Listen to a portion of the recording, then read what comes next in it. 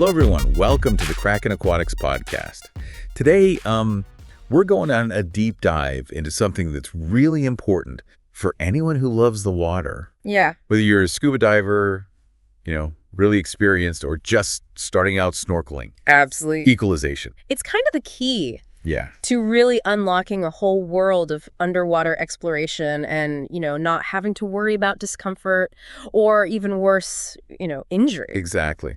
Have you ever felt that, annoying pressure in your ears? Well, that's what we're talking about today. For sure. And believe me, understanding how to equalize properly can make all the difference in your underwater adventures. Yeah, it's amazing how our bodies are affected by the underwater environment, right? As you descend, the pressure around you increases, and that pressure compresses the air spaces in your ears and sinuses. Okay. It's basic physics, but it has a huge impact on how we experience diving and snorkeling. So it's kind of like that feeling you get when you're taking off in an airplane. Exactly, that feeling of fullness. Yeah. It's the same principle at work, just on a smaller scale. Okay. And that's where equalization comes in. Okay, so let's break this down. What exactly is equalization? Sure. And why is it so important?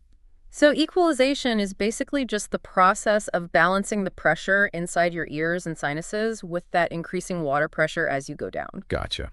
It's crucial because if you don't equalize properly, you can experience some pain, discomfort, and even some pretty serious injuries like a ruptured eardrum. Ouch.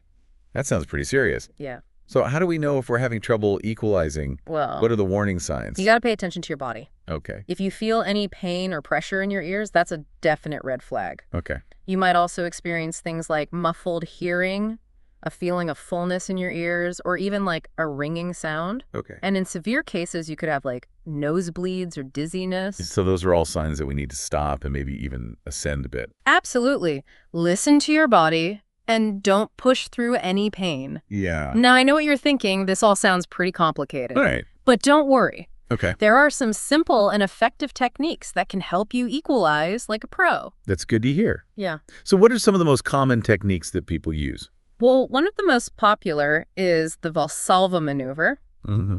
You pinch your nose and gently try to blow air through it, and this is important, do it gently. Okay. You don't want to force it. Got it. Gentle blowing. Gentle blowing. Another common one is the Toynbee maneuver. Okay.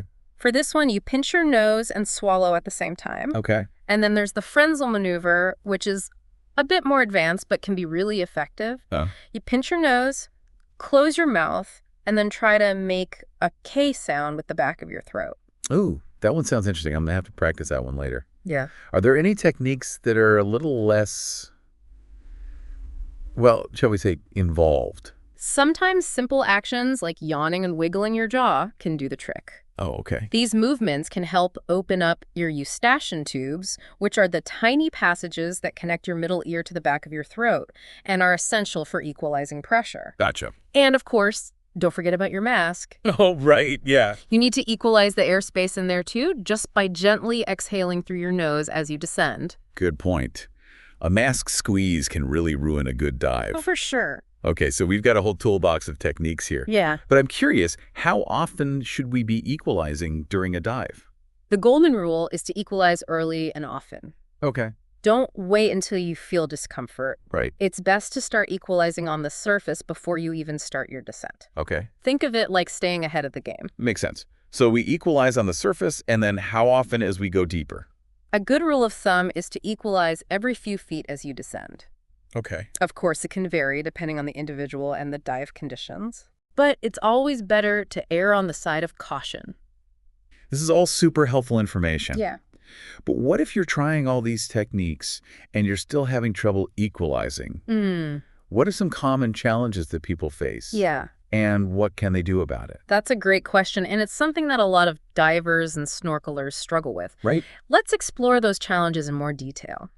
One of the most common culprits is congestion. Oh, yeah. If you have a cold or allergies, it can make it really tough to equalize effectively. Right.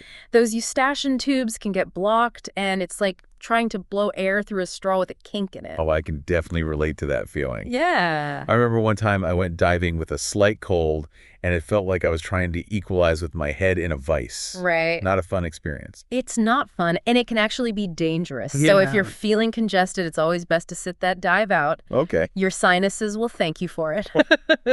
Good advice. So what about those of us who have trouble equalizing even when we're not congested? Sure. Is there anything we could do to kind of improve our eustachian tube function? Absolutely. One of the best things you can do is practice equalization techniques on land. Okay. It might sound strange, but it really helps to train those muscles and make it easier to equalize when you're actually in the water. So like doing the Valsalva maneuver in the car on the way to the dive site? Exactly. Or while you're sitting at your desk, or even brushing your teeth. Okay. The more you practice, the more natural it will become. I love that. It's like a secret weapon for divers. Yeah. Any other tips for improving eustachian tube function? Staying hydrated is crucial. Okay. And you might want to avoid dairy or caffeine before a dive, as those can sometimes increase mucus production. Noted. Now let's shift gears for a moment and talk about another common issue, mask squeeze. Ah, yes. The dreaded mask squeeze. Yeah.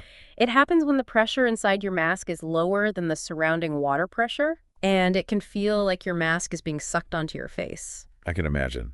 It sounds pretty uncomfortable. Yeah. How do we avoid that fate? The key is to make sure you have a good seal on your mask.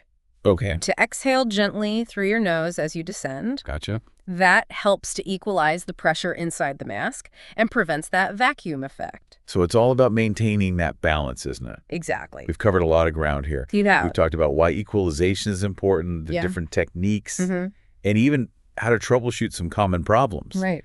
But I think there's one crucial point that we haven't addressed yet. And what's that? Knowing when to call it quits. Oh. When to say, okay, my body is telling me something's not right. Yeah. And I need to stop this dive. That's such an important point, and I'm glad you brought it up. Yeah. As divers, we need to be in tune with our bodies and respect our limits. If you're experiencing persistent pain or pressure, difficulty hearing, or dizziness, it's time to ascend no matter how much you want to continue the dive. Absolutely. Yeah. Forcing it can lead to serious injuries, and it's just not worth the risk. Right. There's always another dive, another day. Exactly. And pushing through pain can actually create like a negative association with diving. Oh, interesting. Which can lead to anxiety and make it even harder to equalize in the future. Wow. It's a vicious cycle that we want to avoid. So, listeners, if you're struggling, don't hesitate to surface regroup and try again another time. Yeah. There's no shame in prioritizing your safety. Now, before we wrap up, I want to make sure we address our snorkelers out there. Okay. You might think that equalization isn't as important for you since you're not diving as deep. Right. But that's not true. Yeah. Even if you're just dipping below the surface for a few seconds, you still need to equalize those ears. Right.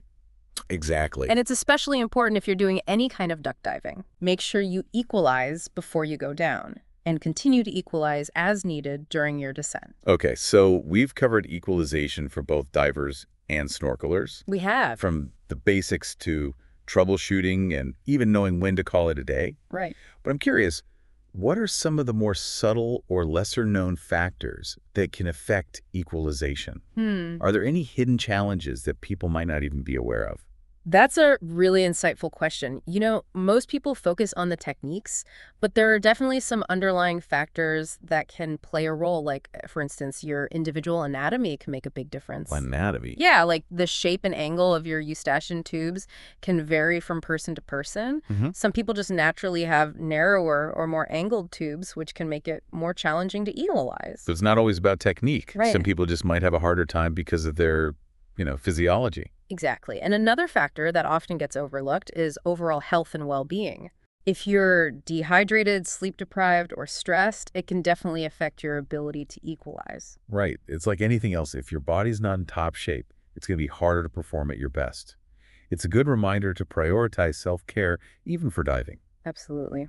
Now let's touch on something that can be a bit of a taboo topic, aging. Ooh, getting into the sensitive stuff.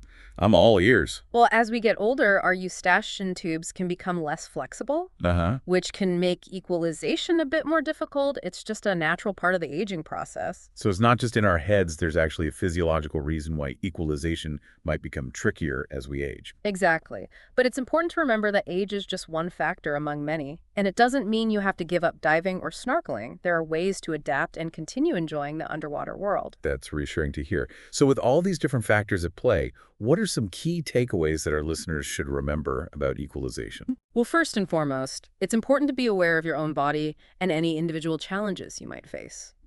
Don't be afraid to experiment with different equalization techniques to find what works best for you. That's great advice. It's about finding what works for you, not just following like a one-size-fits-all approach. Exactly. Yeah. And secondly, don't be afraid to seek guidance from experienced divers or instructors. They can offer valuable tips and insights that can help you overcome equalization challenges. Right. It's all about learning from those who have been there and done, that the diving community is full of knowledge and support. And finally, remember that equalization is a skill that takes practice. The more you dive and the more you practice those techniques, the easier it will become. Practice makes perfect, or at least practice makes progress. It's about continuously honing our skills and becoming more comfortable in the water. Couldn't have said it better myself. With the right mindset techniques and a little bit of patience, you can overcome equalization challenges and unlock a world of underwater wonders. What a fantastic way to wrap up our deep dive into equalization. It's been an enlightening journey, exploring everything from the basic science to troubleshooting tips and even those hidden challenges that we might not have considered before.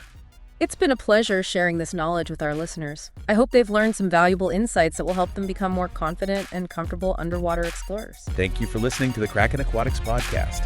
We'll see you in the next episode.